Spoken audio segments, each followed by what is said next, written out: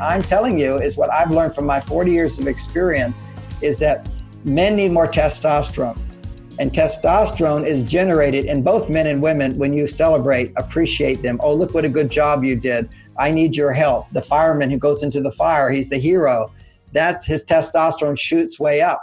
This is what, if you need more testosterone, what you need is you need more appreciation, acceptance for who you are, and trust.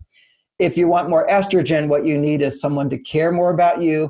You're special, you're a priority, someone who understands you. Understanding is penetrating into your feelings and your thoughts and your wishes and wants and needs. And somebody who honors you as much as they honor themselves, or honors you even more than themselves sometimes, prioritizing you. And that's called respect. That's what women need most. We live in a culture that says women should learn to respect men. No, that's the dysfunctional. That's why we're so dysfunctional, is women yielded their own needs to respect men, when really who needs more respect in our society today is women. Not that men don't deserve respect, not that men don't need respect, but when you respect someone, it doesn't make testosterone. When you admire someone, when you appreciate someone, it makes more testosterone. And you can also respect them for their estrogen stimulation. But it's not like, what respect is yielding your needs for the needs of another. You respect your children by getting up in the middle of the night and feeding them. You don't want to feed them. You want to go to bed. You want to sleep. But you honor someone by sacrificing for them. And that's what men, noble men, always respect the family. You know, when the ship's going down, it's women get in the boats first, and it's all men for yourself. You know, this is where we are, where men in the past had learned to respect women. And then we got off track, without a doubt, where women lost respect, and this sexual repression and pushing women down and so forth. And it was just an ignorant time. But today, what this whole women's movement is about is we deserve equality. That means we deserve respect, because when you respect someone, it makes more estrogen. But if you have to fight for that respect, which just happens a lot, what you become is a man to try to get your female needs met. But it's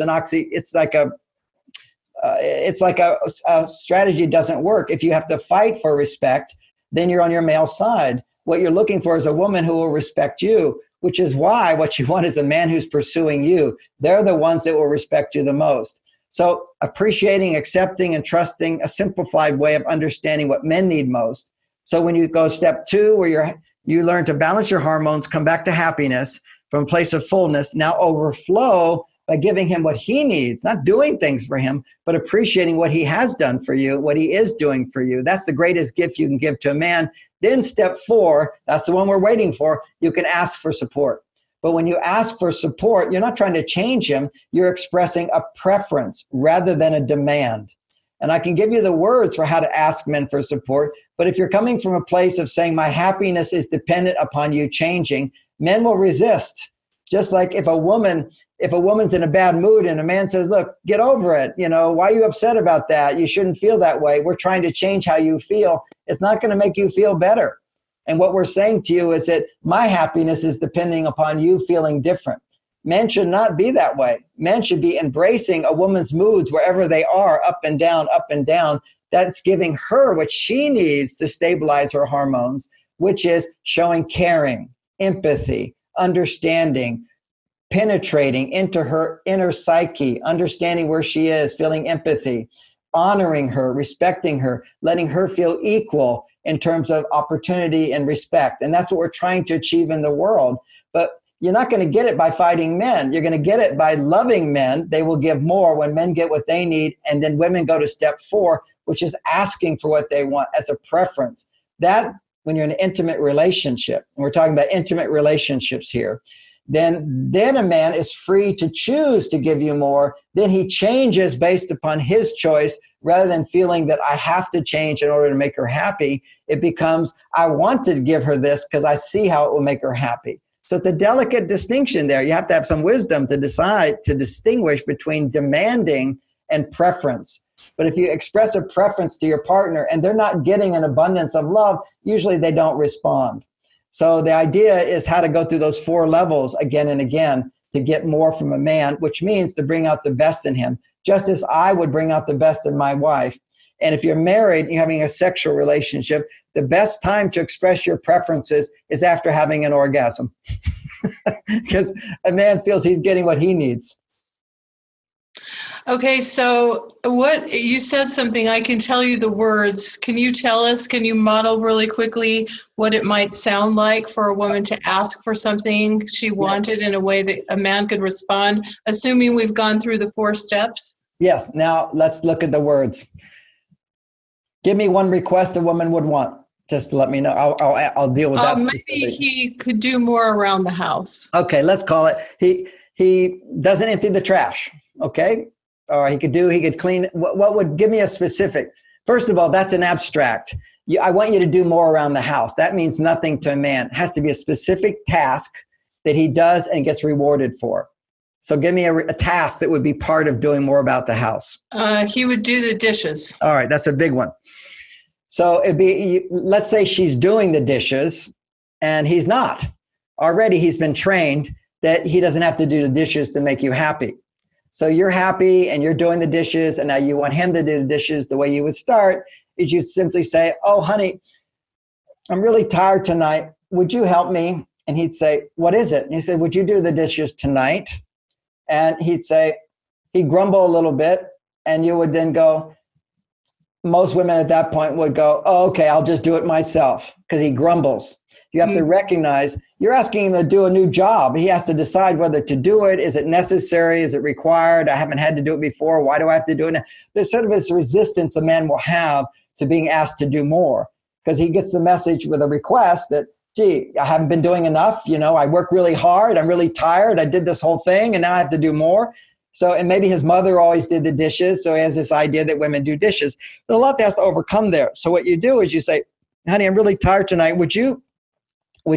You could actually start with, would you help me with the dishes? See, again, every job, every request, you want to go gently, little progression, little progression. A baby doesn't learn to walk. They start to crawl first. That's normal life.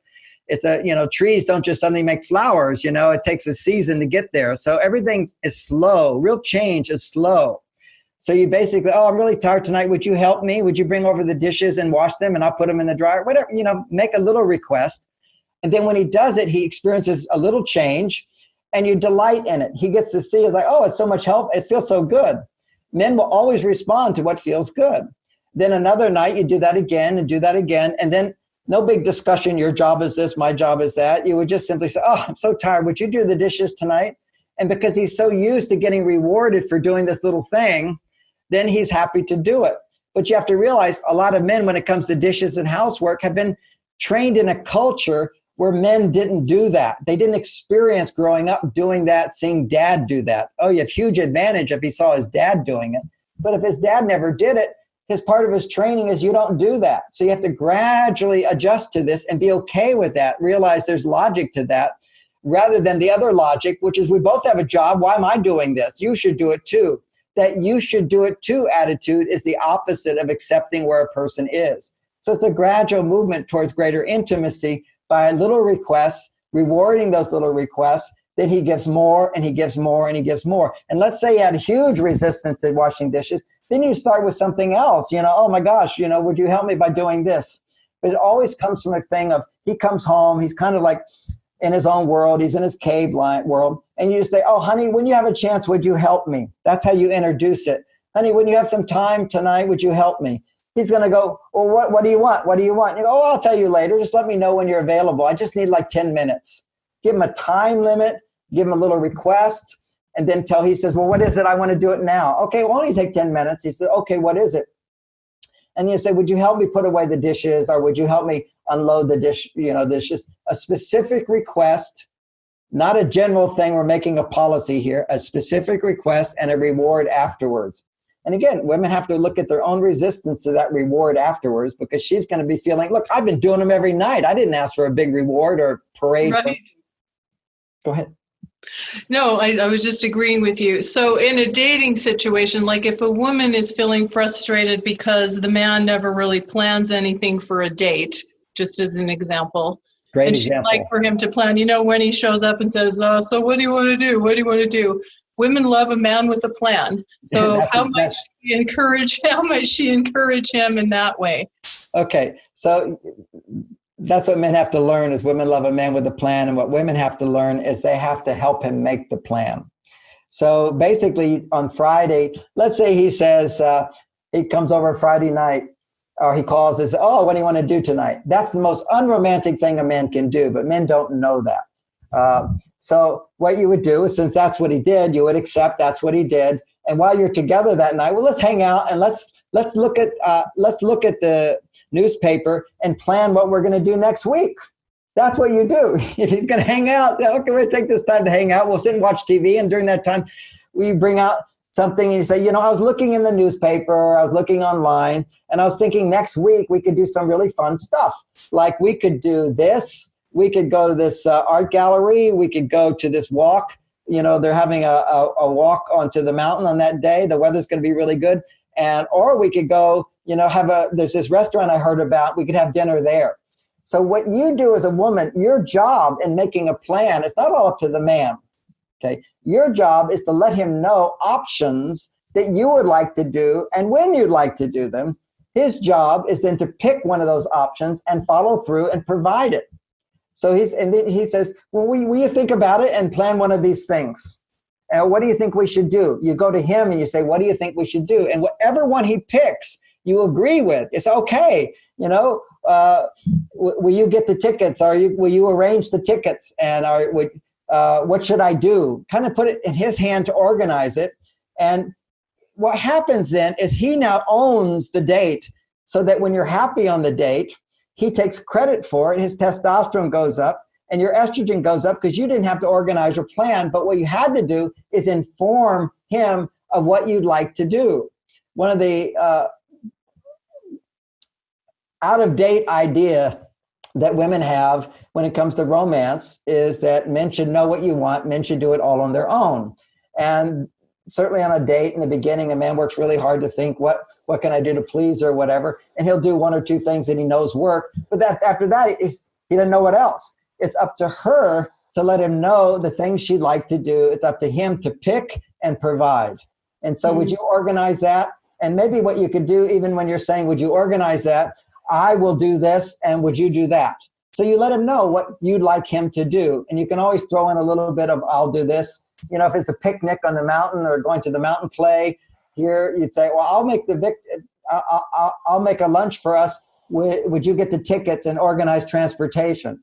So you basically, those are all requests. That's your participation in a date, is to know what you'd like, give him choices. So it's not just what doesn't feel very romantic or good is to say, there's the mountain play this weekend. Will you take me next weekend? Then he's doing you're in charge and you're controlling the whole thing. And it's not really his gift to you. So you always want to give him choices that he picks. So, there's a mountain play this weekend that'll be really fun, or go to the art gallery, or we could go for that walk on the mountain. What do you think we should do? And put it in his hand. And then whatever he says, you're training him now. You go, okay, great idea. Let's do that. Now, let's say you really, really want to go to the mountain play. Well, occasionally you can just control it and do that. But the bottom line is you want to create a context where he experiences taking charge, being responsible, doing things for you, and having it pay off really good. And part of the job there for you, and this is how women unknowingly kill romance, is, she says, oh, let's go to the mountain play. And then you go, oh, that was awful. I didn't really like it. You complain about it. Then he feels like, well, then you figure out everything next time. He just starts giving up the initiative to provide things, because he might say, let's go and do this. And you go on the date and you're just having conversation. Let's say I take you to a restaurant and the food's not that great. It's just conversation for two women going to a restaurant to talk about how bad the food is. There's no problem with that. But on a romantic date, you don't talk about how bad the food is. Your focus as a woman is to talk about what's good about the date. His focus is to provide the date and get the encouragement that he's successful. That's your whole goal on a date, is to give him the message. He took initiative. He should always be appreciated for that. And if you want to talk about, I don't want to go back to that restaurant again, you could do that on another day as a casual comment. But there's something delicate about romantic dates where a woman's sensitivity needs to be not to give negative messages about what's happening, but to be extremely appreciative, accepting. And he's trying to do his best by planning something and doing something. And he's encouraged when he feels, I have the power to make you happy. I'm not saying you have to always be, this whole thing where women have to smile and be happy and all the time. You don't have to smile and be happy all the time. But if it's a romantic date, that's a time to put your best foot forward. And we all know that we can do that. You go for a job interview, you're going to naturally put your best foot forward. That's not the time to complain or talk about, what's not working. You talk about your best self. In an interview, they say, well, what are your most challenging aspects as a person? Yeah. What are your weaknesses? You don't tell them your weaknesses. You say, well, I think my weakness is I give too much. I work too hard. Yeah, exactly. And that's your weakness. I mean, every interviewer goes, great. That's what I want. Somebody who works too hard for me. But you don't say all your issues, and you try to minimize that. So we have the ability, kind of like a woman's purse. You can pull out all kind of different stuff. It can be there. You don't have to empty the whole thing. So on a romantic date, that's when you focus on being your best, most loving self, your most tolerant self, the most accepting self. And that's where a man will reciprocate in kind by being most considerate, most understanding, most supportive, and so forth. This is where we put on our fancy outfits and go out on something romantic.